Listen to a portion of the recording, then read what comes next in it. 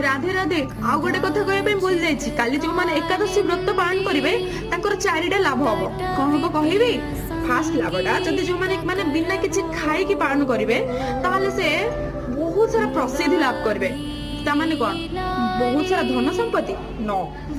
भक्ति रे बहुत सारा प्रसिद्धि लाभ करिवे आउ जदि छोट पिला माने पालन करंदी एकादशीटा तांकर दिमाग बुद्धि बहुत विकास हबो माने लंबे आयु मध्ये होई पारे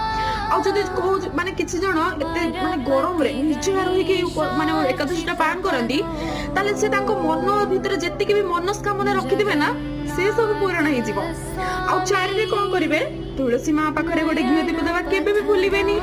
देले आपनकु मोक्ष प्राप्त होबो तो चारिटा जिंस आपण माने करिवे आ हो हरे कृष्ण मंत्र जप करिवे भगवान को पाखरे आपनक मनटा लगेई थिबे आ आज जदी आपण माने तुलसी पत्र नै नांती ताले नै जानते काली तो छिड़ेबेनी आपण माने हरि